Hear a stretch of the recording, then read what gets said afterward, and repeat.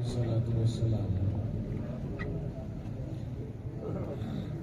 وقال عبد الله بن مسعود رضي الله تعالى عنه: النذر إلى كعبة عبادة، النذر إلى العالم عبادة، النذر إلى كتاب الله عبادة، النذر إلى وجه الوالدين عبادة.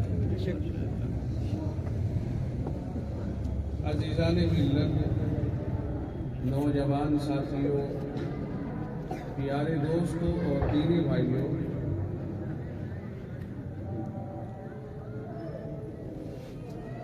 بے انتہا خوشی اور مسرت کا موقع ہے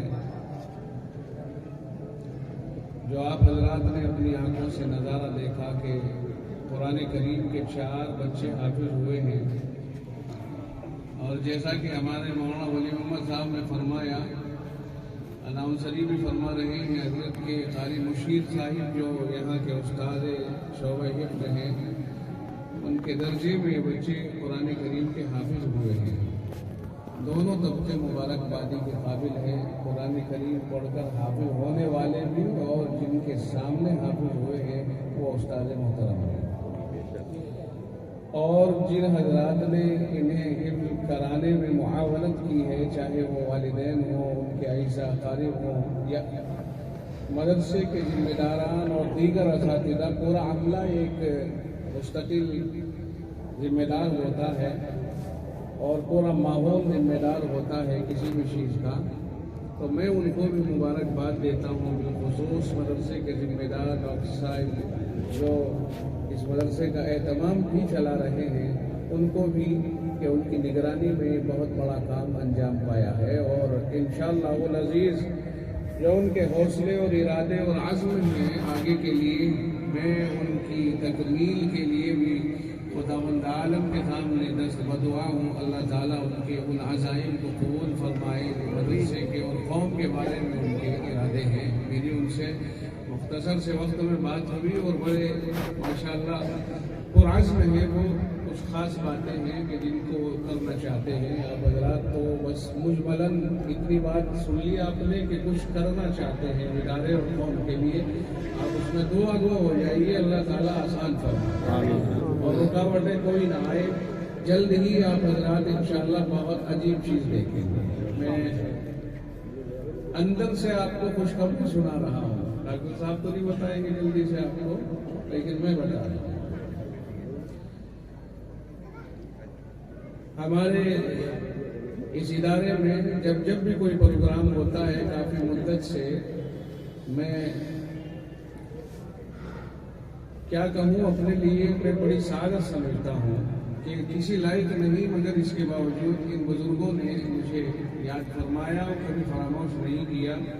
مجھے یہاں سے میں نے ذکر کیا تھا کہ بہت خوشی ہوتی ہے مجھے راوت پور کا جب میں پروگرام سنتا ہوں اور عموماً قاری مشیر صاحب فون کر دیتے ہیں، آپ حضرات کی سب کی طرف سے ترجمانی کر دیتے ہیں، تو بہت ہی اچھا لگتا ہے، بڑی خوشی ہوتی ہے. اس مرتبہ بھی بہانہ ہوتا ہے کوئی بھی ملاقات کا، ایک ملاقات ہو جاتی ہے، پروگرام ہو جاتا ہے. اور یہ اکابر ہمارے تشریف لائے. آپ حضرات نے مختلف اکابر کے بیانات سنے، بالخصوص حضرت مولانا اصغر صاحب دامت برکاتہ نے جو ہمارے بڑے ہیں، بڑوں کے بڑے ہیں، پورے علاقے کے سرپرست ہیں، ذمہ دار ہیں. تو ان کے بیان سے بھی آپ حضرات نے فیض اٹھایا. اللہ تعالیٰ حضرت والا کی عمر میں خیر و برکت عطا فرمائے. بہت مؤثر اور پرمغز بیان ہوتا ہے اور اس میں مجھے کہنے کی ضرورت نہیں ہے، آپ نے خود سنا ہے. یہ نہیں کہ میں خود بتاؤں مجھ کہاں باشد کے خود بگوئے اللہ کے عطار، ایسا نہیں. ایک مرتبہ اسی کے اوپر ایک بہت پرانا واقعہ یاد آیا کہ ہندوستان جب غیر منقسم تھا اور یہاں پر مغلیہ سلطنت کا سورج عروج پر تھا، ایران سے ایک مصرع در ابلک کسے کم دیدہ موجود، یہ لکھا کر اور چاروں طرف بھیج دیا مختلف علاقوں میں کہ کوئی ہے جو اس کا دوسرا مصرع اس پر لگائے اور اس شعر کو مکمل کرے. تو یہ تھا کہ در ابلک کسے کم دیدہ موجود. ابلک کے معنی آتے ہیں چت کمرہ. चितकबरे का मतलब समझते हो, कुछ काला काला कुछ सफेद सफेद, इस तरह से उसको चितकबरा कहते हैं। जैसे आप कहते हैं ना किसी केले के ऊपर बारीक बारीक से निशान होते हैं तो उसको चित्तीदार केला बोलते हैं। और कहते हैं साहब चित्तीदार केला बड़ा खाने में बड़ा लजीज होता है, और ये सच्चाई भी है, खा के देखिए आप तो अंदाजा हो जाएगा। तो खैर ये शेर इसका एक मिसरा है, वो लगा कर के भेज दिया, दूरे इवलिक से कमदीदा मौजूद ए चितकबरे मोती। ये आवाज जो है ना असल में इको के जरिए कूद रही है। सच्चाई ये है कि आवाज थोड़ी डाउन महसूस होती है। इको कम कर दो, हल्की सी कर दो उसका। तो मिसरा क्या था कि दुरे इवलिक कसे कमदीदा मौजूद, चितकबरे मोती बहुत कम देखने को मिलते हैं। अब ये मिसरा किसी शायर ने बनाकर और भेज दिया कि कोई है जो इसके बराबर में इस शान का मिसरा लगाए।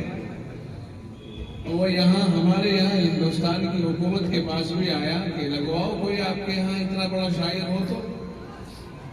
तो एक देखा कि बादशाह सलामत जब घर पहुंचे तो इस फिराक में थे कि इसके ऊपर मिसरा अगर न लगा तो हुकूमत की बड़ी तौहीन हो जाएगी, बहुत तौहीन हो जाएगी।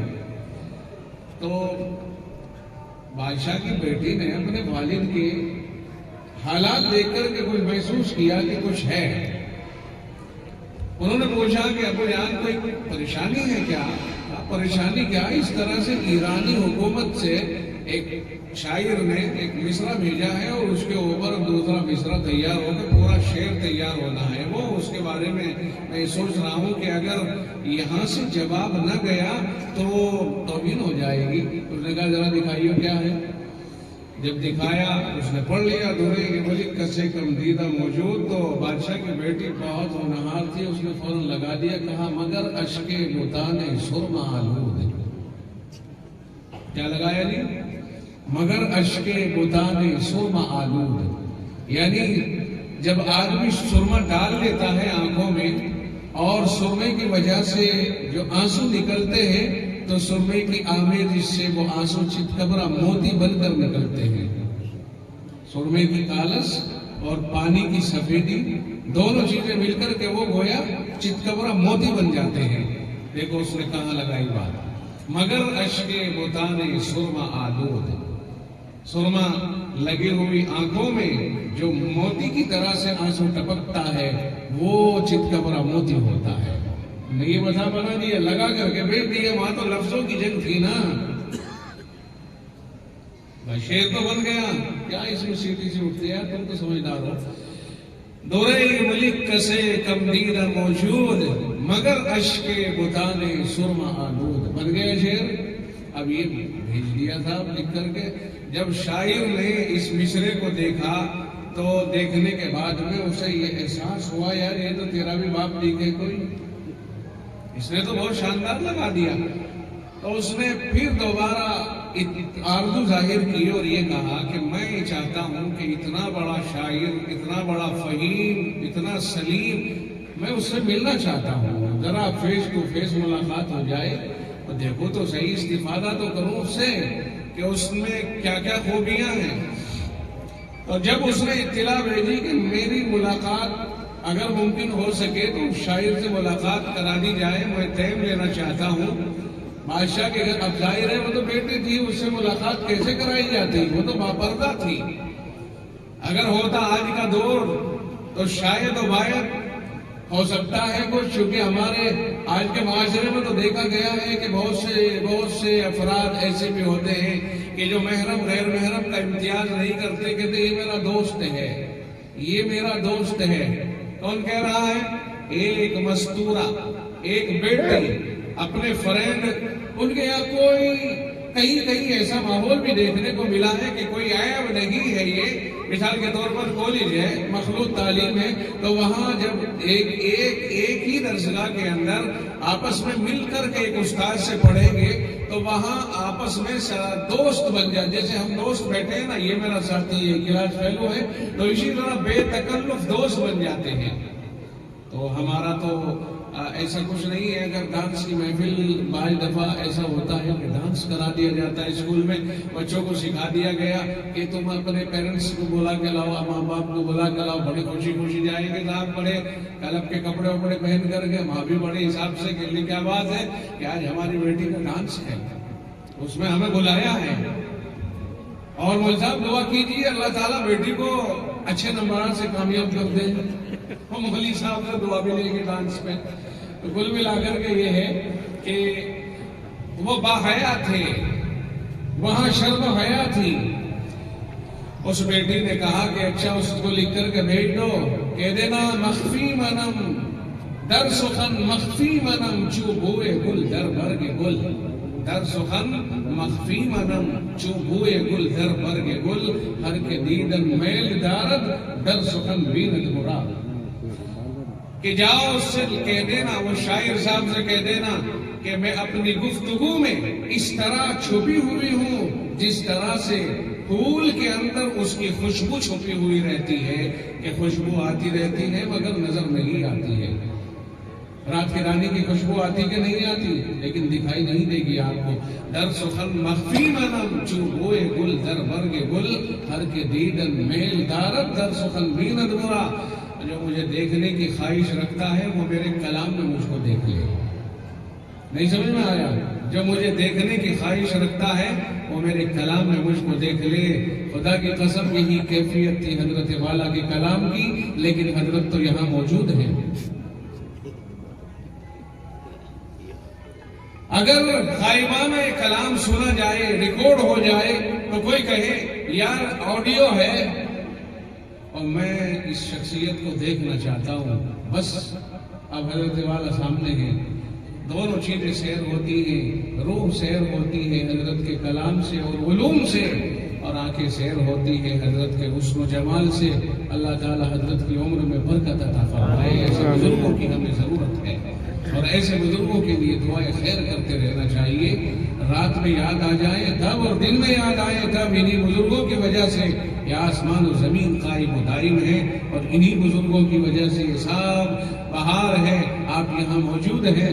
اسی طرح کے ماحول کی وجہ سے اللہ تعالی ہمیں یہ ماحول بار بار دیکھنے کا موقع عنایت فرما دے, اور یہ حالات بار بار ہمارے سامنے اسی طرح خوشی خوشی آتے رہے کہ ہم سب مل جل کر کے بیٹھتے اور باتیں کریں, اور آپس میں یہ بچے ہیں ہمارے چھوٹے چھوٹے, ان کو آگے بڑھانے کا ہمیں موقع ملتا رہے.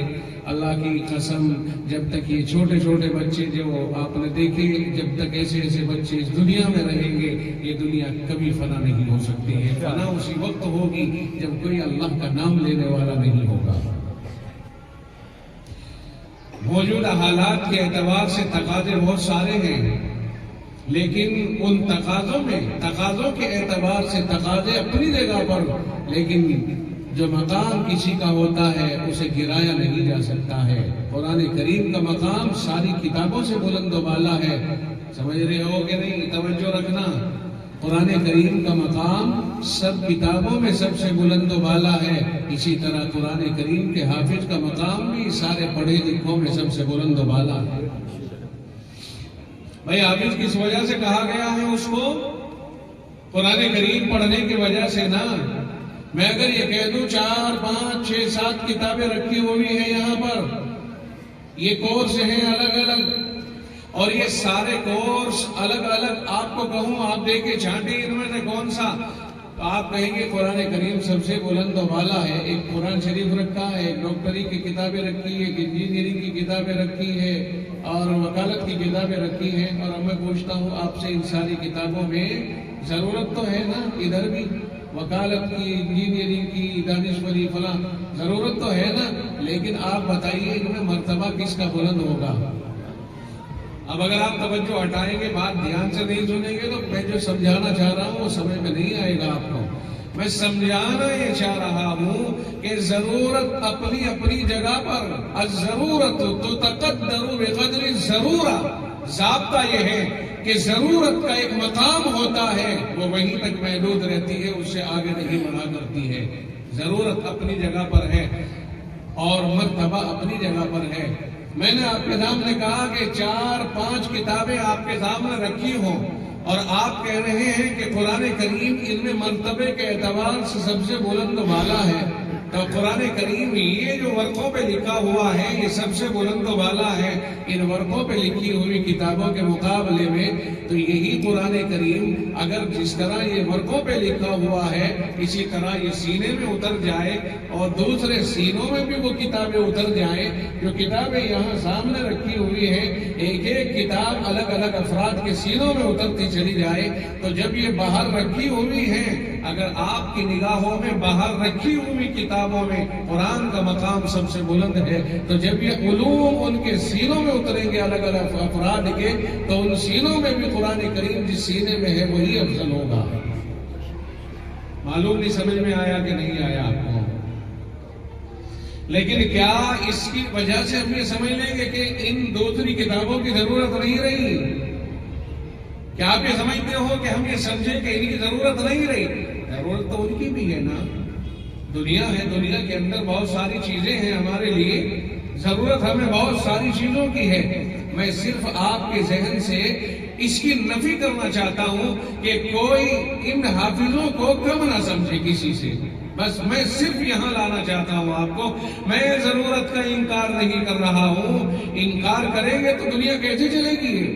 دنیا میں رہو گے تو آپ کو گیہوں اگانے پڑیں گے، دنیا میں رہو گے کھیتی کرنی پڑے گی، دنیا میں رہو گے مکان بھی بنانے پڑیں گے، دنیا میں رہو گے زمین سے پانی بھی نکالنا پڑے گا، دنیا میں رہو گے کپڑا بھی بنانا پڑے گا، دنیا میں رہو گے آپ کو نہ جانے کیسی کیسی چیزیں ایجاد کرنی پڑے گی، بیمار ہو گئے انجیکشن کی ایجاد بھی ہوگی، یہ ساری چیزیں ہیں، یہ ضرورتیں ہیں۔ ان ضرورتوں کے بغیر ہم کیسے جیئیں؟ اور اللہ تعالیٰ نے تو ساری دنیا کے لیے یہ حکم فرمایا ہے، اقرا پڑھیے، اقرا پڑھیے، اور اقرا کے بعد یہ نہیں فرمایا کیا پڑھیے، بس یہ فرما دیا اقرا بسم ربک الذی خلق خلق الانسان من علق، پڑھیے اپنے اس رب کے نام سے جس نے پیدا فرمایا ہے، لیکن یہ نہیں فرمایا کہ کیا پڑھیے۔ اس کا مطلب یہ ہوا کہ جو چیز پڑھی جانے والی ہے اللہ تعالیٰ نے اسے چھپایا اور پوری دنیا کے اندر اس کو پھیلا بھی دیا، یہ نہیں فرمایا متعین کر کے یہ اور یہ، بلکہ اللہ تعالیٰ نے اسے چھپا کر کے رکھا، بتایا نہیں، لیکن عقل میں ڈال دیا کہ ساری کائنات تیرے سامنے ہے، اور جا بجا اس کی نشاندہی بھی فرما دی ہے اللہ تعالیٰ نے۔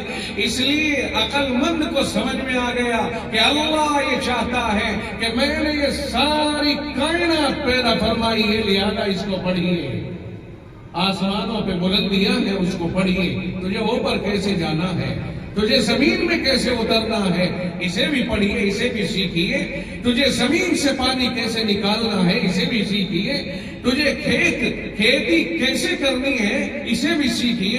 تو اللہ تعالیٰ نے ساری چیزوں کی طرف توجہ دلائی ہے انسان کو۔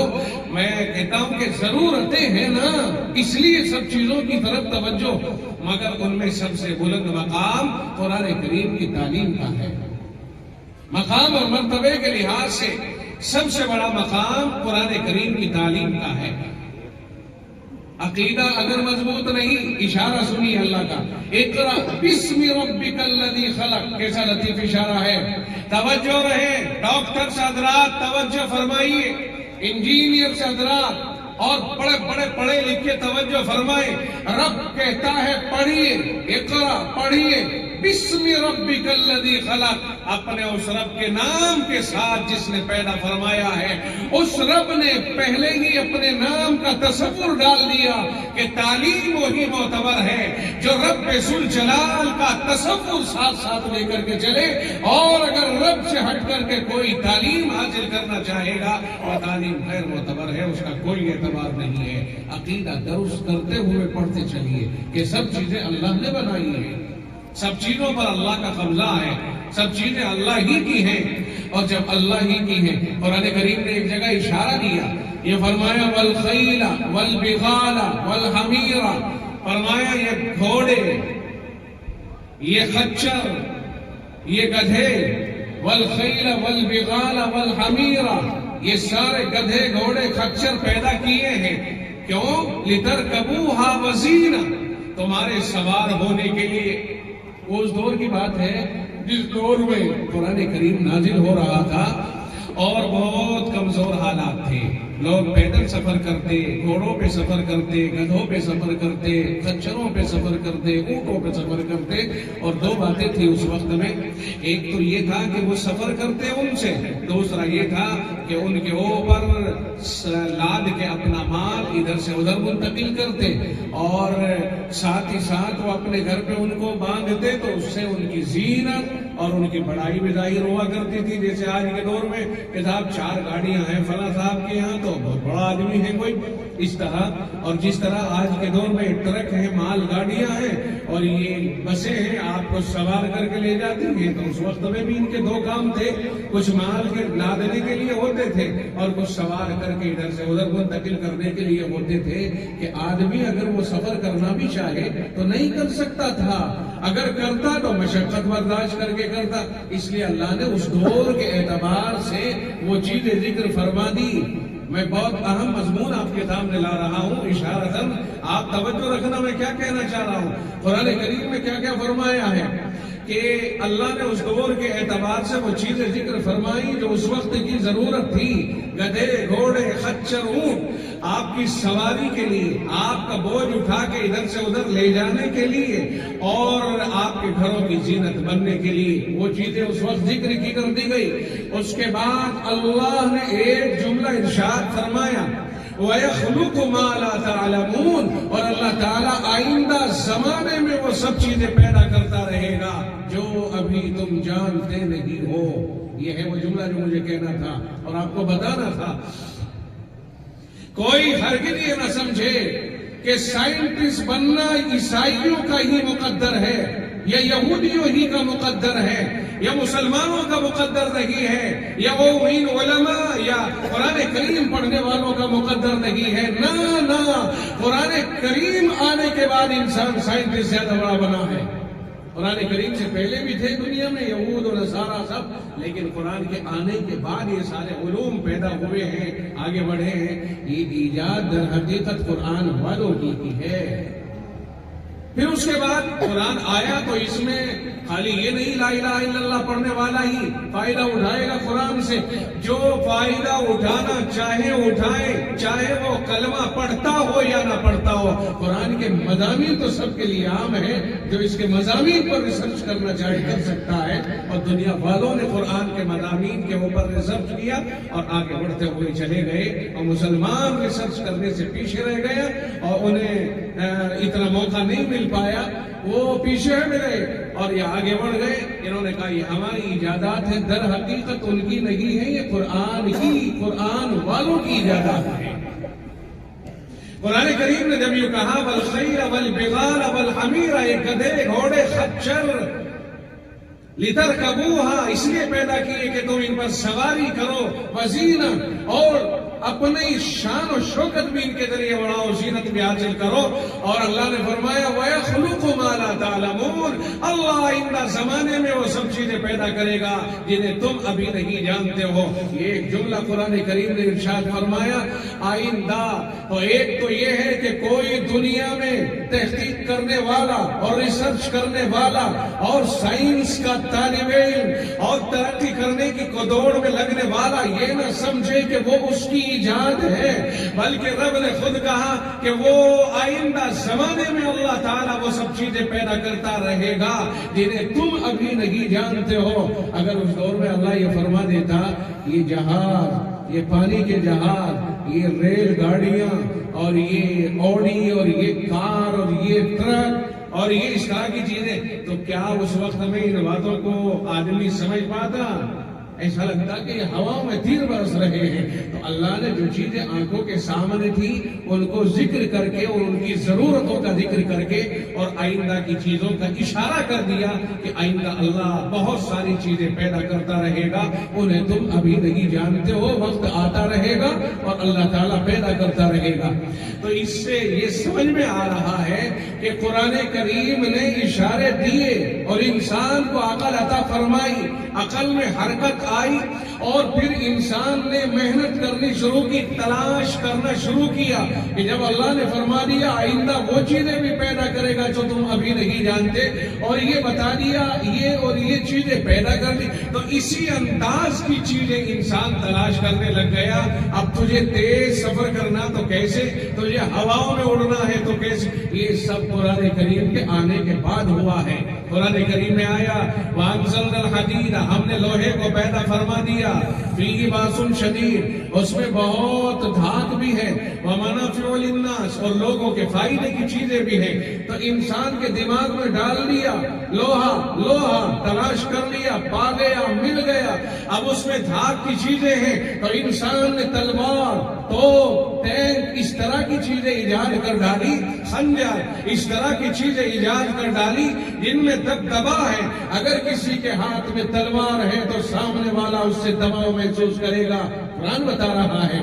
اور فرمایا اس میں فائدے بھی ہیں، یہ لوہے کی چیز ہے، یہ پائپ لوہے کا ہے، یہ گاڑیاں ٹرینیں لوہے کی ہیں، ان کی پٹریاں لوہے کی ہیں، یہ مشینیں تمہاری لوہے کی ہیں۔ فرمایا اس میں فائدے بھی ہیں، اس میں دھاک اور دبدبا بھی ہے۔ انسان کو اللہ نے عقل عطا فرمائی، یہ قرآن کریم کے اندر مضمون ہے۔ قرآن کریم کے اندر یہ ساری کی ساری چیزیں ہیں۔ کوئی آدمی چاہتا ہے کنکریٹ کا علم ہے، ابھی دیکھیے ذوالقرنین نے جب بھاگتے ادھر کا سفر ادھر کا سفر ہر جگہ کا سفر کیا، تو ایک قوم نے شکایت کی کہ یہ یاجوج و ماجوج ہمیں آ کے تنگ کرتے ہیں، اور اس پہاڑ کے بیچ میں، دو پہاڑوں کے بیچ میں جو رستہ ہے یہاں سے آتے ہیں۔ چنانچہ انہوں نے کہا اچھا لاؤ، یہ قرآن کریم بتا رہا ہے آتونی زبر الحدید، لاؤ لوہا، لاؤ لوہے کی تختیاں لاؤ۔ پھر انہوں نے لوہا اکٹھا کیا، اسے آگ میں تپایا، ہٹ دے کے پانی کی طرح پگھلایا، اور پھر دونوں طرف فریم لگا کے ان کے اندر ڈالا، اور پھر وہ فریم کے بیچ میں رکھا سوکھ گیا، خشک ہو گیا، پختہ ہو گیا۔ قرآن کریم نے جسے سد اسکندری کہا وہ ٹوٹ نہیں سکتی ہے، اتنی مضبوط۔ قرآن کریم میں آج اگر کوئی RCC اور اس طرح کے پلر کھڑے کرتا ہے کہ ہاں میں اس میں پائپ کے ذریعے سے اور RCC سے مضبوط ستون کھڑا کر دوں، قرآن کریم نے اس کا اشارہ پہلے ہی دے دیا ہے۔ علوم قرآن کریم، کرشی کے علوم، یہ کھیتی باڑی کے علوم قرآن کریم کے اندر ان کے اشارے موجود ہیں۔ رب کہتا ہے انتم اشد خلقا ام السماء بناها رفع سمكها فسواها واغطش ليلها واخرج ضحاها والارض بعد ذلك دحاها اخرج منها ماءها ومرعاها۔ اللہ نے زمین سے پانی نکالا اور زمین سے چارہ نکالا، متاعا لکم ولانعامکم، تمہارے اور تمہارے جانوروں کے کھانے کے لیے۔ انسان کو عقل دی، اس نے کھدائی شروع کی، جوتائی شروع کی، اس نے ساری چیزوں کو اللہ نے اسے بتا دیا، عقل میں ڈال دیا، اس نے نکال لیا، اس نے ساری چیزیں نکال لی زمین سے۔ تو بتانا مجھے یہ ہے کہ یہ قرآن کریم ہی کی برکت ہے، یہ ساری چیزیں قرآن کے آنے کے بعد ہمیں دستیاب ہوئی ہے۔ دنیا میں اگر آسمانوں کی بلندیوں پہ انسان اڑ رہا ہے تو قرآن کی برکت سے، زمین میں اگر گھس رہا ہے قرآن کی برکت سے، دریاؤں میں اگر تیر رہا ہے قرآن کی برکت سے۔ قرآن کریم کے آنے کے بعد تمام ایجادات سامنے آئی، ورنہ قرآن کریم کے آنے سے پہلے تو دنیا میں رستے بھی نہیں بنائے گئے تھے۔ دنیا بہت سادہ تھی، دنیا بہت ہلکے میں زندگی گزار رہی تھی، لیکن اللہ نے قرآن کریم آخری کلام قیامت تک کے لیے بھیج دیا۔ اب انسانوں نے ترقی کی ہے، اب انسان آگے بڑھے ہیں، اب مسلمانوں نے ترقی کی۔ اندلس، غرناطہ اور اسپین سارا کا سارا آپ کی ترقیات کا منہ بولا ثبوت ہے۔ وہ اسپین جہاں مسلمانوں نے 1400 سال حکومت کی ہے، وہاں بڑی بڑی یونیورسٹیاں قائم کی گئی تھی، ان یونیورسٹیوں کے اندر مسلمان پڑھتے اور پڑھاتے، اور ان یونیورسٹیوں میں یہودی پڑھنے کے لیے پہنچے ہیں، عیسائی پڑھنے کے لیے پہنچے ہیں، انہوں نے وہاں سے علم حاصل حاصل کیے ہیں، پھر اس کے بعد وہی مد مقابل ہو گئے. ہماری بدنصیبی یہ ہے کہ ہم عیاشیوں میں پڑ گئے. تاریخ اگر آپ اٹھا کر کے دیکھیں گے، قرطبہ کے حالات، غرناطہ کے حالات، اسپین کے حالات اگر اٹھا کے دیکھیں گے، خدا کی قسم مسلمان کہاں تھا اور کتنے نیچے پھر گرا ہے، اور پھر گرتے گرتے یہاں تک گرا ہے کہ ایک طرف سے مسلمانوں کا صفایا ہوا.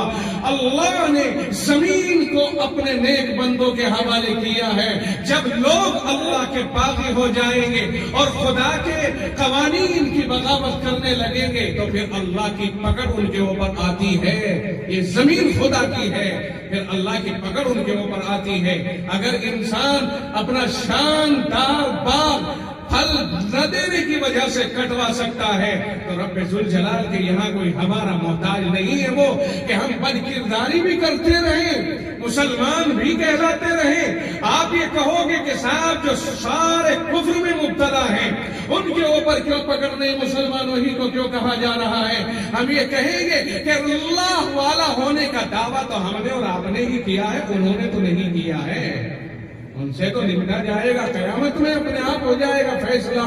دنیا میں جب ہم اللہ والا ہونے کا دعویٰ کریں تو اللہ والے بن کے زندگی گزاریں گے تو پھر ملے گا سب کچھ، اور اگر مخالفت میں زندگی گزاریں گے تو کچھ نہیں ملے گا، چھین لیا جائے گا جو ملا ہوا ہے. اللہ نے سب کچھ دیا مسلمانوں کو قرآن کی برکت سے، پھر چھینا. اس لیے کہ آج ہم اپنی تقریروں میں کہتے جاتے ہیں میاں مسلمانوں نے 800 سال حکومت کی ہے لیکن ان کے اعمال جب اچھے تھے اللہ نے حکمرانی عطا فرمائی تھی. اعمال گر گئے ہیں تو چھن گیا ہے سب کچھ. اس لیے اچھے اعمال پہ آئیں گے تو ایک زمانہ تھا کہ حاکم تھا تو کل عالم پر، اس زمانے کے اصولوں کو نبھانا ہوگا. در بدر پھرتا ہے کیوں کھو کے تو اب اپنا وقار، جس کی چوکھٹ سے ملا تھا وہی جانا ہوگا. یہ نہیں ہے کہ سارے بے وقاری کی ذمہ داری اللہ کے اوپر ڈال دی جائے، معاذ اللہ. نہیں، ہم اپنے کرتوتوں کی بنیاد پر نیچے آئے ہیں، ورنہ اللہ نے ہمیں بہت اوپر پہنچا رکھا تھا. قرآن کریم ہمارے ہاتھوں میں دے کر کے پوری دنیا کے اوپر حکمرانی ہماری تھی. قرآن کریم سے جتنا رشتہ ٹوٹتا چلا گیا اتنے ہی ہم پیچھے ہٹتے چلے گئے. بس اب تو تقریریں رہ گئی، اب تو کہنے کے لیے رہ گئے. کچھ کرنے کی ضرورت ہے، کچھ کرنے کی. ابھی پچھلے دنوں میں مسکان پوری سوشل میڈیا کے اوپر چھا گئی. ایک مسکان ہے وہ حجاب میں آ رہی ہے، اس کا وروध ہو رہا ہے کرناٹک میں، اور صاحب کیا ٹھکانے. پھر اس کے اوپر اتنے بڑے بڑے جھوٹ کے گولے مارے گئے. کہا ترکی کے صدر نے اسے اتنا انعام دینے سے کو کہہ دیا، کہا محمد بن سلمان نے اتنا انعام دینے کو کہہ دیا، فلاں نے یہ کر دیا. یہ جھوٹ کی، یہ اس طرح کی باتیں بھی اوپر سے اڑائی جا رہی ہیں. اس سے نقصان پہنچتا ہے، اس طرح کی باتوں سے سمجھو کہ نہ سمجھو نقصان پہنچتا ہے. سوال یہ پیدا ہوا، مسکان نے اپنا کردار ادا کیا، اپنی عزت اور اپنی حیا کو لوگوں کے سامنے پیش کر کے امت کو یہ ثابت کر دیا کہ وہ امت کے نوجوان مسلمانوں اور امت کے دولت مند مسلمانوں، ہمارے اس پردے کو بچاؤ. اب دنیا میں اس پردے کی حفاظت نہیں رہی ہے. اب تمہاری ذمہ داری ہے دولت مندوں کہ ہمارے اوپر تم پردہ رکھنا چاہتے ہو یا ہمارا پردہ اکھیڑنا چاہتے ہو. تمہیں اللہ نے دولت عطا فرمائی ہے. کل قیامت کے دن دولت مندوں سے سوال کیا جائے گا کہ تمہاری بیٹیاں دہائی دیتی پھر رہی تھی اور تم دولتوں کو جہیز میں، دعوتوں میں، تفریح خانوں میں، الیکشنوں کی تیاریوں میں اڑا رہے تھے. تم نے اپنی بیٹیوں اور بیٹوں کی تعلیم کے اوپر خرچ نہیں کیا. تم نے یہ نہیں سوچا کہ ان بیٹیوں کی عزتوں کی حفاظت کی ذمہ داری تمہارے اوپر ہے، خیروں کے اوپر نہیں ہے، ان کے اوپر نہیں. انہوں نے اپنے اسکول اور کالج اگر قائم کیے ہیں تو اصول بھی ان کے ہیں، ضابطے بھی ان کے ہیں. آپ کا ضابطہ ان کے یہاں اگر چلانا چاہو گے نہیں چلے گا. وہ تو پردے کا قائل ہے ہی نہیں. پردہ اسلام کی دولت ہے اور دنیا کے اندر پردہ حیا کا ضامن ہے. اسلام اس پر سب سے زیادہ زور دیتا ہے، لیکن حیا تو سب قوموں کے اندر ہے. ہر قوم کو چاہیے کہ وہ حیا پہ آئے حیا پہ آج بھی اللہ کا شکر ہے گاؤں کے اندر دیکھو حیا، اگر کوئی کوڑا اٹھانے والی اپنے سر پہ کوڑا لے کے جا رہی ہے وہ تو لا الہ الا اللہ پڑھنے والی نہیں، لیکن اپنے سامنے آنچل ڈال کے اور اپنے سامنے کپڑا ڈال کر کے وہ یہ ثابت کر دیتی ہے کہ پردہ ابھی بھی ہے۔ ایک ہے حجاب برقع، ایک ہے پردہ۔ یہ برقع کہو گے اور حجاب کہو گے تو خاص قوم ٹارگیٹ بنے گی یعنی مسلم، اور اگر پردہ کہو گے تو پھر پردہ ہر قوم کے اندر آج بھی محفوظ ہے۔ اگر واقعی حیادار لوگ ہیں تو پردہ ہر قوم کے اندر محفوظ ہے، اس میں ہندو مسلم کا کوئی فرق نہیں ہے، چاہے کوئی مسلمان ہو یا غیر مسلم ہو، پردہ سب کرتے ہیں، اللہ کا شکر ہے۔ میرے عرض کرنے کا منشا یہ ہے کہ دور بدلتے رہتے ہیں، حالات بدلتے رہتے ہیں۔ ایک اشارہ دے دو کہ آپ 1 اپریل مناتے ہو، 1 اپریل فول مناتے ہو، بہت سے لوگ مناتے ہیں، معاذ اللہ، یہ کفر کی نشانی، یہ دھوکے کی نشانی مناتے ہیں، یہ ظلم کی نشانی مناتے ہیں بہت سے لوگ، اور اپریل میں کہتے ہیں کہ 1 اپریل کو جھوٹ بولنا جائز ہے۔ جو جھوٹ حرام ہے اس کو اپریل میں جائز سمجھتے ہیں۔ تب پتا ہے اپریل کی 1 اپریل کی تاریخ کیا ہے؟ اندلس میں جب مسلمانوں کا غلبہ تھا، پھر اس کے بعد حالات بدلتے چلے گئے اور اتنے بدلے کہ وہ مغلوب ہو گئے، یہاں تک کہ اندلس کے دارالسلطنت کی چابی بھی وہاں کے حاکم نے مجبور ہو کر کے یوں تشت میں سجا کے عیسائیوں کے حوالے کی ہے، لیجئے، اور پوری حکومت دے دی ہے، اور قتل عام ہو کر کے پھر یہ ہو گیا کہ اب اندلس میں کوئی مسلمان نہیں رہا، کوئی نہیں رہا۔ پھر اس کے بعد کچھ تھے جو چھپ چھپا کر کے اپنا وقت بسر کر رہے تھے، جنہوں نے اپنی نشانیاں چھپا لی، اپنے آپ کو ظاہر نہیں ہونے دیا کہ وہ مسلمان، اندر سے مسلمان ہیں لیکن باہر سے نشانیاں سب ختم کر ڈالی۔ حکومت کو بھنک لگی اس بات کی کہ ابھی بھی کچھ ہیں لیکن چھپے ہوئے ہیں۔ انہوں نے کچھ سالوں کے بعد، سننا 1 اپریل کا، انہوں نے کچھ سالوں کے بعد اعلان کر دیا کہ بھائی جو ہوا سو ہوا، اسے بھول جاؤ۔ اب جو لوگ مسلمان یہاں رہ رہے ہیں اندلس میں، وہ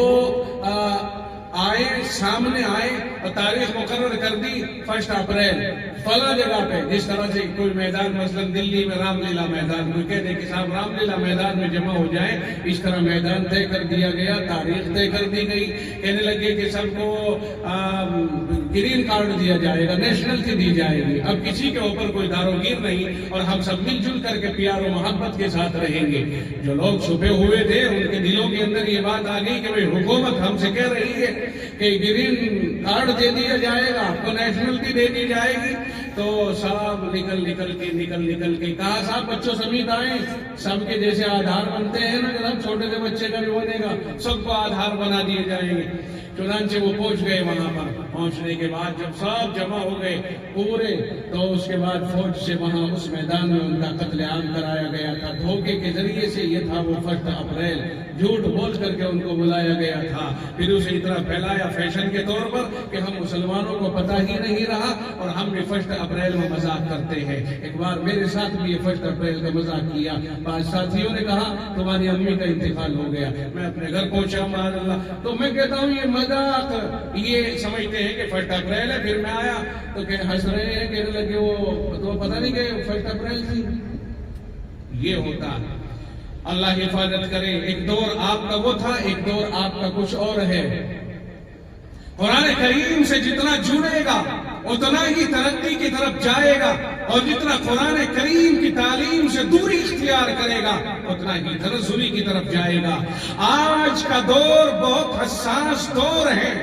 آج کے دور میں آپ کو اپنے فیصلے لینے ہوں گے، اپنے بچوں کے مستقبل کے لیے، اپنے مستقبل کے لیے، اپنی ترقی کے لیے، اور جو دولت اللہ رب العزت نے ہمیں اور آپ کو عطا فرمائی ہے، اس دولت سے کچھ کام کرنا ہوگا، قومی کام کرنا ہوگا، خاص طور سے اپنی بچیوں کے لیے ایسے اداروں کا قیام امر لابدی ہے، جن اداروں کے اندر آپ کی بچیوں کے سروں کے اوپر دوپٹہ محفوظ رہ سکے، ان کی عزتیں، ان کی عصمتیں محفوظ رہ سکیں۔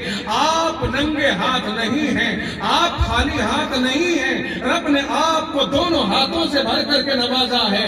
آج کروڑ کے لوگ مالک بنے ہوئے ہیں، آج بڑے بڑے لوگ ہم میں موجود ہیں، آج اگر چاہے کرنا تو سب کچھ کیا جا سکتا ہے۔ اس لیے قوم مسلم کو اس ٹاپک پہ وہ آنا چاہیے اور گاؤں گاؤں میں اس طرح کے ادارے کھلنے چاہیے جو ہماری بچیوں کے لیے یونیفارم کے ساتھ ان کے پورے آداب کی رعایت کرتے ہوئے تعلیم بھی حاصل ہو جائے، تربیت بھی حاصل ہو جائے، عصمت اور عزت بھی محفوظ ہو جائے۔ یونیورسٹیوں کی بات نہیں، میں آپ کو کم از کم ہائی اسکول اور انٹر جیسے اداروں کی بات کر رہا ہوں کہ گاؤں میں اس طرح کے ادارے قائم ہونے چاہیے۔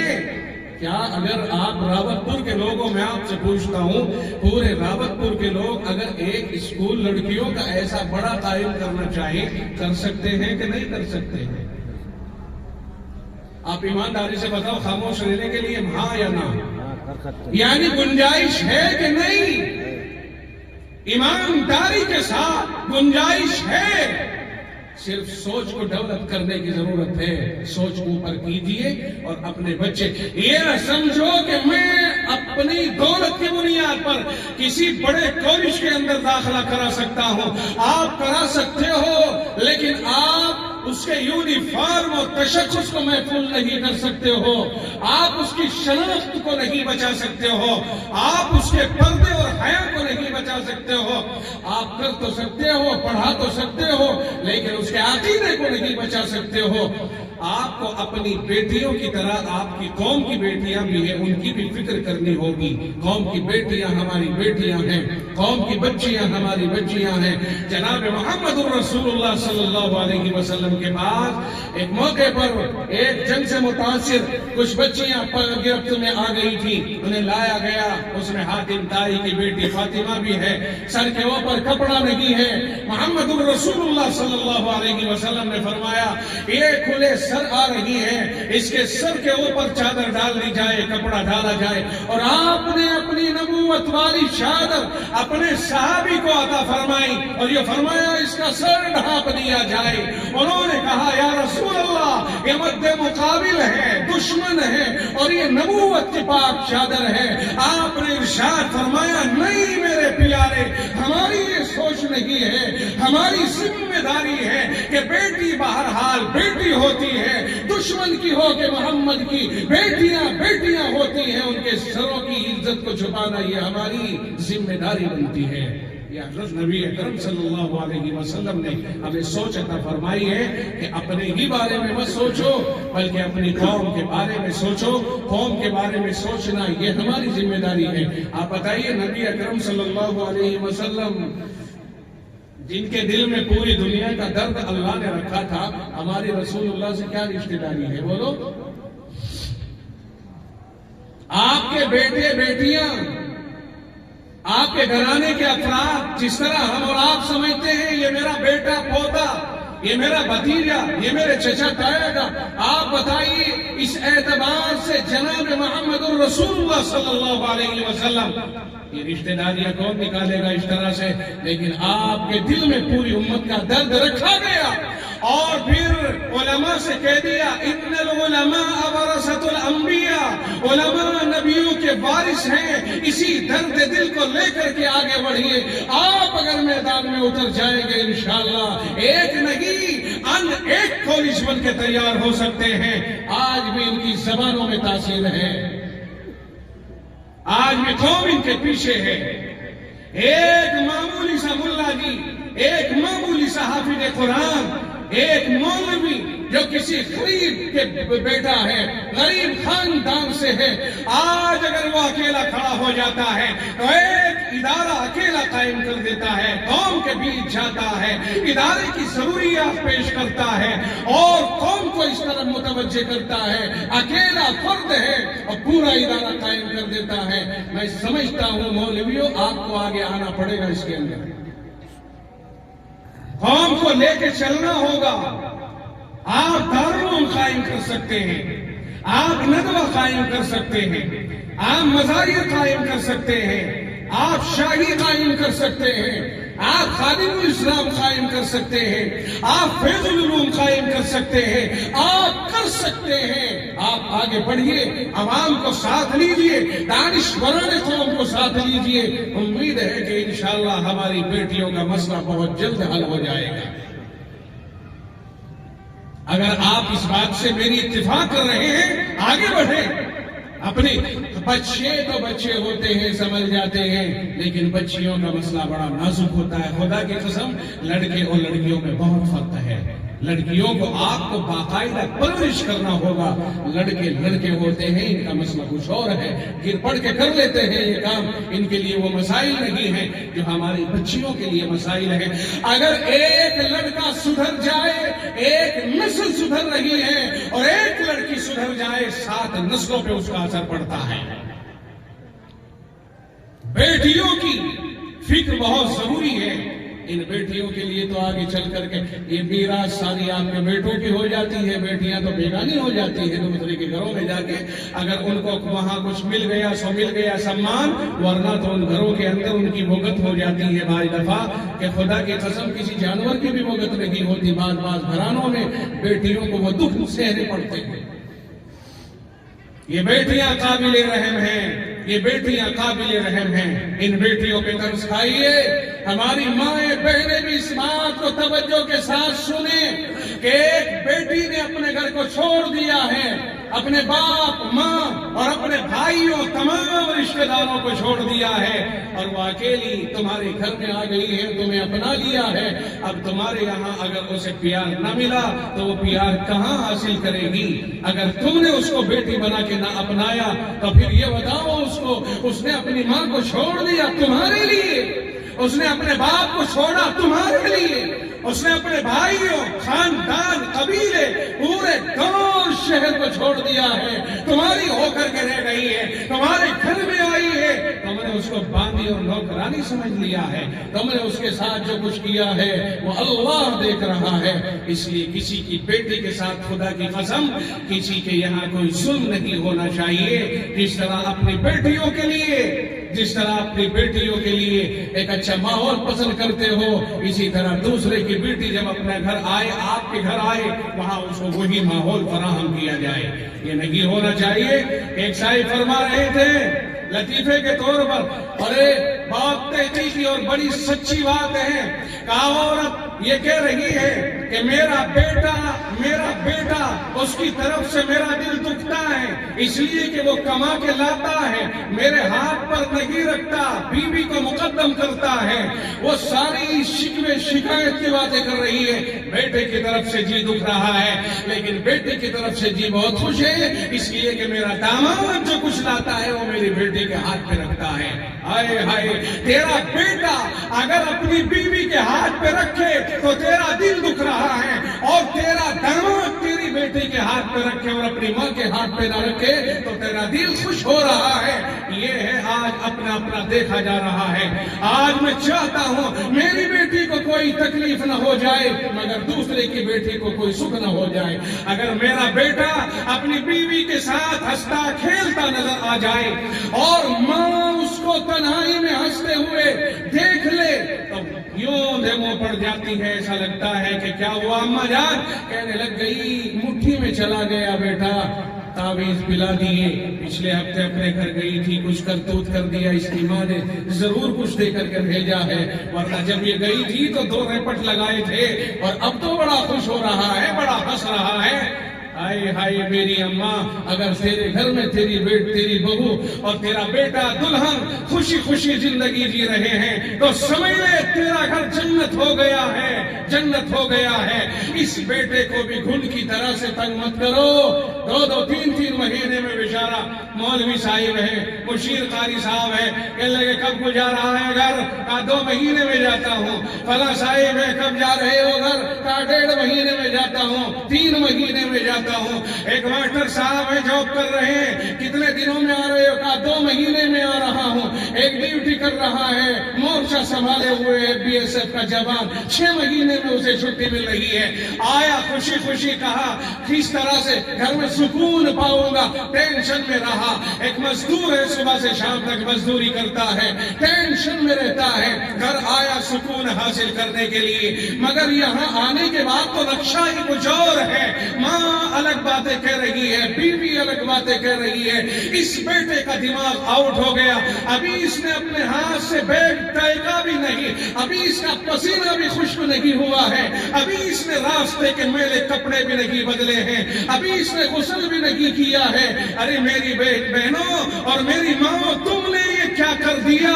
اسے آتے ہی ماں نے الگ اور بیوی نے الگ، تمام نے سنائی کہنے لگ گئی، ماں دیکھو یہ بہت دیر بعد میں اس نے ہمیں بڑا تنگ کیا ہے۔ وہ کہتی ہے جی میں یہاں نہیں رہوں گی، تمہاری ماں نے مجھے بہت تنگ کیا ہے۔ ارے سکون کے لیے آیا تھا، تم روزانہ لڑتی رہنا، اس سے باہر سے آیا ہے، 1-2 دن تو سکون سے جی لینے دو، 1-2 دن کا تو ٹائم اسے ڈھنگ سے کاٹ لینے دو۔ تم نے اس کو آتے ہی لپیٹ دیا، تم نے آتے ہی اس کے اوپر چڑھائی کر ڈالی، یہ کیا ماجرا ہے؟ اب یہ کیا کرے گا؟ بہت سی دفعہ ایسا کرتا ہے کہ وہ ماں باپ کے حقوق کا دیوانہ، جس نے تقریروں میں سنا ان الجنت تحت اقدام امہاتکم، جنت تمہاری ماں کے قدموں کے نیچے ہے، یہ ماں باپ کے حقوق کا دیوانہ اٹھا کے ڈنڈا پوچھتا نہیں تھے، ٹک نہیں کرتا اور بیوی کے اوپر لگانے شروع کر دیتا ہے۔ کبھی ایسا بھی ہوتا ہے نوبت یہاں تک پہنچ جاتی ہے کہ میں تجھے رکھتا ہی نہیں، طلاق تک نوبت آ جاتی ہے۔ اب اس بوڑھی اماں سے کوئی پوچھے خوش ہو گئی، چین پڑ گئی، سکون مل گیا نا تجھے؟ تیرے بیٹے کا گھر اجڑ گیا تیری نادانی کی وجہ سے، ہائے ہائے تم نے تو اپنی گزار لی، انہیں گزارنے نہیں دیتی ہو۔ تمہاری راہوں میں اگر کوئی رکاوٹ آتی تو تمہیں کیسا لگتا؟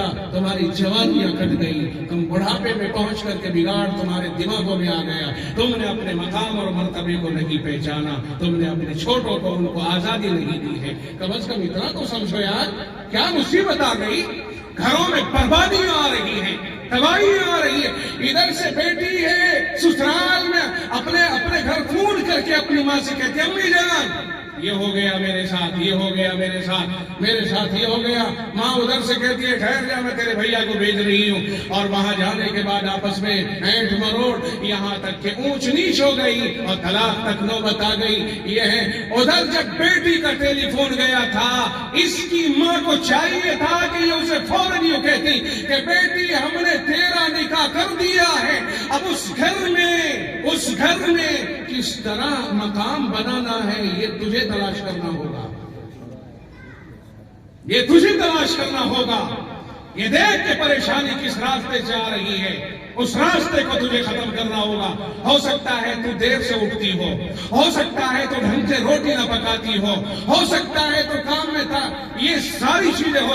اگر گھروں سے یہ تعلیم دی جائے، میں سمجھتا ہوں کہ بربادیاں نہ آئیں۔ بہت سی مائیں اور بہت سی ساس اپنے بہو اور اپنی بیٹیوں کے گھروں کو برباد کرا دیتی ہیں۔ اپنے بچوں کے اوپر خدا کے واسطے ترس کھاؤ، ان بیٹوں کے اوپر ترس کھاؤ۔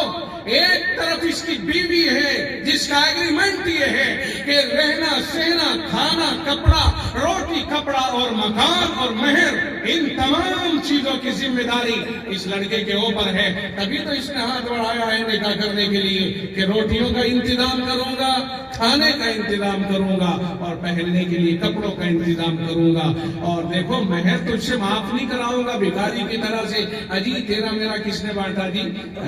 اب میں تجھے دے دوں گا تب بھی تو یہ گھر میں ہی رہے گا۔ وہ کہہ دے رہے جوش میں آ گیا جی میں نے معاف کر دیا، اور بھکاری تو بھی لے کر کے کب سے اس کے سامنے کٹورا لے کے، سب سے بڑا حق ہے عورت کا کہ وہ تجھ سے مہر مانگے، واجب ہے۔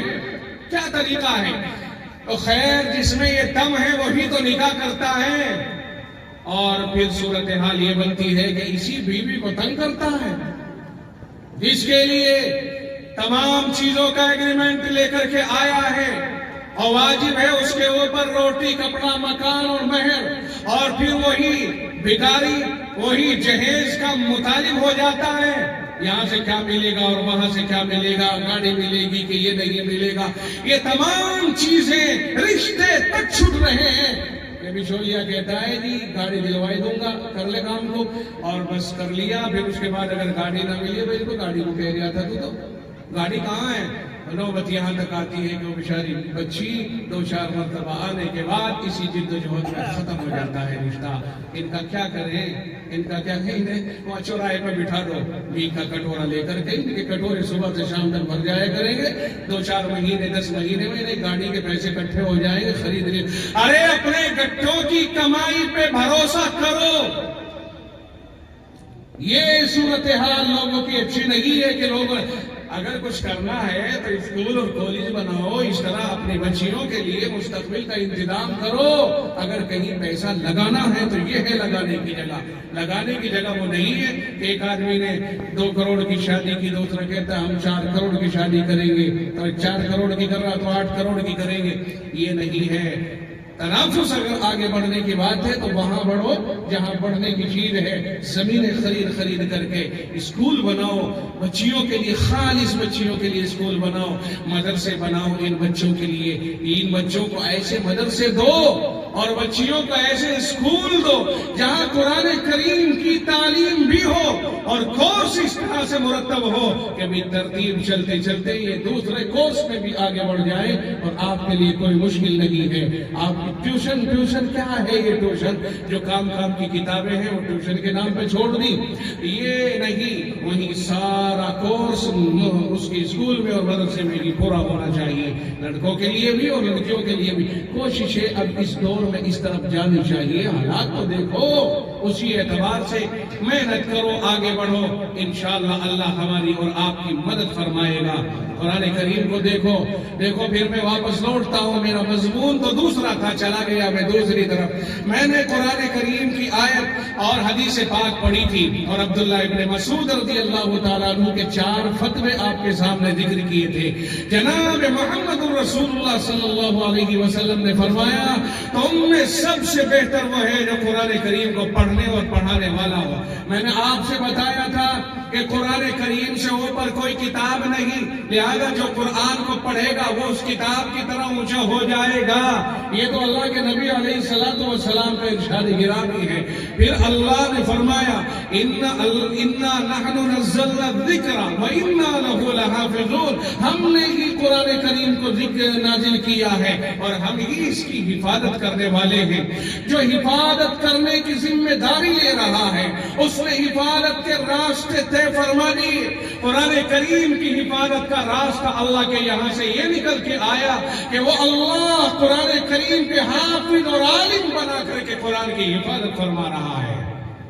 کوئی یہ نہ سمجھے کہ قرآن کی حفاظت کی ذمہ داری اللہ نے لی ہے تو فرشتے آئیں گے اور حفاظت کے لیے کھڑے ہو جائیں گے، اور خبردار قرآن کے خلاف اگر کوئی آواز اٹھائے گا تو ہم اسے ڈنڈوں سے ماریں گے۔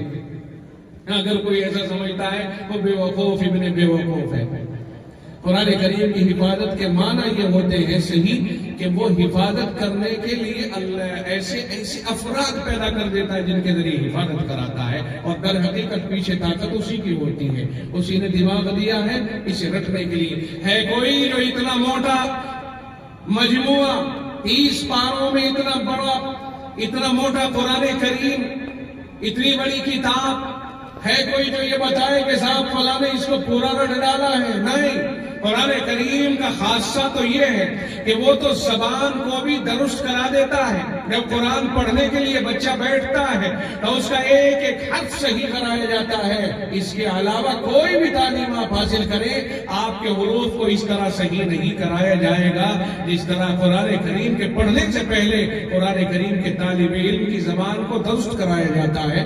اور نہ تو پڑھے لکھے تو آپ بھی ہیں، آپ بتا دیجئے کہ کوئی ہے ایسا ادارہ جس میں حروف کو صحیح کرانے کے اوپر اتنی محنت کی گئی ہو کہ تا یہاں سے نکلے گا اور سین یہاں سے نکلے گا اور صاد یہاں سے نکلے گا، یہ باریک ہوگا یہ موٹا ہوگا۔ قرآن کا ہی طالب علم ہے جسے ان حروف کے اوپر محنت کرائی جاتی ہے، کیونکہ قرآن اللہ کا کلام ایسا ہے کہ اگر آواز بدل گئی تو لفظ بدل جائے گا، لفظ بدل گیا معنی بدل جائیں گے، معنی بدل گئے تو سارا ہی مطلب خراب ہو جائے گا، نماز بھی خراب ہو سکتی ہے۔ اس لیے قرآن کریم کے لیے اتنی کشش اور محنت کرنی پڑتی ہے. باقی کچھ بھی ہے، بڑے بڑے وکلا وزراء، بڑے بڑے دانشور جیم کو زا اور زا کو جیم بولتے ہیں، کوئی پرواہ نہیں. شین کو سین اور سین کو شین بول دیتے، کوئی پرواہ نہیں. قاف کو کاف، کاف کو قاف بول دیتے ہیں، کوئی پرواہ نہیں. زا کو جا اور جا کو زا، یہ آوازوں میں فرق نہیں کرتے، کوئی پرواہ نہیں. مگر قرآن کریم کا طالب علم انہیں لاپرواہی نہیں برت سکتا، اس لیے کہ قرآن ہے یہ سب کتابوں کے اوپر سب کا سردار کلام ہے یہ. اس لیے اس کے اندر کوئی کوتاہی نہیں ہو سکتی ہے. اس کے اندر بڑے ہنر ہیں، بڑے علوم ہیں، ان سب کا لحاظ کیا جاتا ہے. قرآن کریم کی حفاظت کی ذمہ داری جس رب نے اٹھائی ہے، اس میں پیدا ہونے کے بعد ہوش آتے ہی بچے کو جب استاد ملا تو وہیں سے حفاظت کا سامان مہیا ہونا شروع ہو گیا. اسی نے کہا کہ نہ جیم اور زا اور ضاد اور دال میں فرق کرنا ہوگا، شین اور سین اور صاد میں فرق کرنا ہوگا، خا میں فرق کرنا ہوگا. وہ رب ذوالجلال جس نے بچے کا ابھی زبان بچے کی کھولنی شروع کی ہے، اسی نے اس کی حفاظت کے لیے ایک حافظ قرآن کو بٹھا دیا. کہا نہیں، اس کی تصحیح کی ضرورت ہے. یہیں سے حفاظت ہوتی ہے، یہیں سے شروعات ہوتی ہے. الفاظ سے حفاظت، معنی سے حفاظت، پھر آگے بڑھتے بڑھتے حافظ ہو جاتا ہے، پھر اس کے بعد عالم بنتا ہے، سب چیزیں ہو جاتی. تو اس طرح اللہ قرآن کریم کی حفاظت کرا رہا ہے. میں مختصر طور سے چند منٹ میں بات کو ختم کروں. میں نے عرض کیا تھا کہ عبداللہ ابن مسعود رضی اللہ تعالیٰ عنہ نے 4 فتوے صادر کیے، 4 باتیں. اور 4 باتیں اپنی طرف سے نہیں، در حقیقت جناب رسول اللہ صلی اللہ علیہ وسلم سے ہی سنی ہوں گی. صحابی جب بنا کسی حوالے کے اپنی طرف سے کوئی بات کہتا ہے تو کبھی کبھی اللہ کے نبی کا حوالہ بیچ میں سے نکال کے ڈائریکٹ کہہ دیتا ہے. اس کو حدیث موقوف کہتے ہیں اور حدیث مرفوع کی طرح سے ہوتی ہے. یہ اللہ کے نبی علیہ السلام کا ارشاد گرامی کبھی بنا حوالے کے صحابی نقل کرتا ہے. فرمایا لوگوں کعبۃ اللہ کو دیکھنا عبادت. اگر کوئی کعبۃ اللہ کو دیکھتا ہے، صرف نظر ڈالتا ہے، طواف نہیں کر رہا، بیٹھا ہے، صرف کعبۃ اللہ کو دیکھ رہا ہے، اسے دیکھتے رہنا ہی عبادت ہے. اللہ تعالی ہمیں ہر ایک کو کعبۃ اللہ کو آمنے سامنے دیکھنے کا موقع عنایت فرمائے. آمین کہو. اللہ سب کو حج عمرہ نصیب فرمائے. اور پھر آگے فرمایا النظر الی العالم عبادت. فرمایا عالم کو دیکھنا عبادت، عالم کو دیکھنا عبادت. فائدہ اٹھانا تو عبادت ہے ہی، لیکن عالم کو دیکھنا بھی عبادت. آپ کہیں گے صاحب ارے عالم ہے، اب یہ نہ دیکھنا آپ کہ وہ کالا ہے کہ گورا ہے، وہ اندھا ہے کہ آنکھوں والا ہے، وہ لنگڑا ہے کہ ٹانگوں والا ہے، وہ لنجا ہے کہ سلامت ہے. عالم ہوتا ہے. عطا ابن ابی رباح بہت بڑے عالم گزرے ہیں، امام ابو حنیفہ رحمۃ اللہ علیہ کے استاد ہیں. میرے خیال میں حضرت امام ابو حنیفہ رحمۃ اللہ علیہ فرماتے ہیں، میں نے پڑھا ہے ما رأیت مثل عطا، کہ میں نے عطا ابن ابی رباح جیسا عالم دیکھا ہی کوئی نہیں. میں نے عطا ابن ابی، اور عطا کیسے تھے؟ ٹانگوں سے معذور، ہاتھوں سے معذور، آنکھوں سے نابینا، سارے جو حسن و جمال کے خلاف چیزیں تھی ساری ان میں تھی. ابو حنیفہ کہتے اللہ نے انہیں اتنا علم دیا تھا، میں نے دنیا میں ان جیسا بڑا آدمی نہیں دیکھا. بڑے بڑے لوگ ان کے پیروں میں بیٹھے ہیں. مطلب یہ ہے کہ یہ علم آدمی کو کہیں سے کہیں پہنچا دیتا ہے. علم کے اندر یہ خوبی ہے. تو کسی عالم کو دیکھنا یہ عبادت ہے. آگے فرمایا تیسرے نمبر پر النظر الی کتاب اللہ کی عبادت. قرآن کریم کو دیکھنا عبادت ہے. اور بھائی پڑھنا تو عبادت ہے یہ کہ یار نے کیا، دیکھنا بھی عبادت ہے. اگر آپ پڑھے ہوئے نہیں ہیں قرآن کھول کے بیٹھ جاؤ، بس بیٹھ جاؤ، دیکھتے رہو، 5-10 منٹ دیکھ لو، عبادت ہے. قرآن دیکھنا عبادت ہے. چوتھے نمبر پہ فرمایا النظر الی وجه الوالدین عبادت. ماں باپ کے چہرے دیکھنا عبادت ہے. ماں باپ کے چہروں پہ تھپڑ نہیں، ماں باپ کو گالیاں نہیں، پھٹکار نہیں، ماں باپ کی مخالفت نہیں، ماں باپ کے چہرے کو دیکھتے رہو. اللہ کے نبی علیہ الصلوۃ والسلام عبداللہ ابن مسعود فرما رہے ہیں کہ ماں باپ کو دیکھنا عبادت ہے. خدا کی قسم سارے آج بھی یہ تہیہ کرے انشاءاللہ ہم یہ سارے کام کریں گے. جو قرآن پڑھا ہوا رہے پڑھنے کی کوشش کرے, اور جب تک پڑھے نہیں تو قرآن کو دیکھنے کا موقع تو مل جائے گا کہ نہیں, اس کو ماں باپ کو بھی دیکھنے کا موقع مل جائے. محبت کی نگاہ ڈال دو گے, حدیث کہتی ہے ایک حج اور عمرے کا ثواب اللہ عنایت فرماتا ہے. اسی باپ کی رضا میں اللہ کی رضا ہے, اسی ماں کے قدموں کے نیچے جنت ہے. امام شافعی رحمۃ اللہ علیہ ماں کے پیر دباتے ہیں, ماں کے پیروں میں تیل رگڑتے ہیں. ہمارے احباب کتنے ہیں جو اپنے ماں باپ کے پیر دباتے ہوں, اپنے ماں باپ بیمار بھی ہو جائے تب بھی زیادہ توجہ نہیں. میرے بھائی ماں باپ کے ساتھ اس نے سلوک کرو, یہ ماں باپ ہیں, ان کی بعد میں آپ بھی ماں باپ بنو گے, اللہ آپ کو بھی اولاد عنایت کرے گا. آپ کی اولاد بھی پھر انشاءاللہ آپ کے ساتھ ایسا ہی اچھا سلوک کرے گی جیسا آپ اپنے ماں باپ کے ساتھ اچھا سلوک کرو گے. امام شافعی تو پیروں میں تیل لگا کر کے اور پیروں کو چوم رہے ہیں. ماں نے کہا بیٹا تو بہت بڑا محدث ہے, میرے پیروں کو چوم رہا ہے. کہنے لگی امی جان ان پیروں کے نیچے جنت ہے, ان تلووں کے نیچے جنت ہے. کچھ سمجھ لو میرے بھائی, کچھ توجہ ڈال لو. اللہ تعالی ہم سب کی حفاظت فرمائے, اور جو کہا سنا گیا ہے اللہ تعالی اس کو قبول فرمائے. جو علماء نے آپ کے سامنے تقاریر فرمائی ہے ان میں جو یاد رہ جائیں ان کے اوپر عمل کر لے. ساری باتیں یاد تو رہا نہیں کرتی, لیکن کم از کم جتنی باتیں یاد رہ جائیں کوشش کی جائے کہ انشاءاللہ ان کے اوپر عمل کرنے کی کوشش کریں گے. اور آئندہ اپنے اس مدرسے کو بھی بڑھاؤ, آگے بڑھاؤ, اور اپنے اس راوت پور کے اندر کوئی ایسا کالج بھی قائم کیا جائے کہ جس کے اندر ہماری بچیوں کا پورا نظام بن جائے, بہترین انداز ہو جائے. ہو سکتا ہے پورے علاقے میں آپ کے راوت پور سے ہی یہ بات پھیل جائے کہ جیسا اسکول راوت پور والوں نے بنایا ہم بھی بنائیں گے انشاءاللہ. اللہ عمل کی توفیق عطا کرے. وآخر دعوانا الحمدللہ رب العالمین.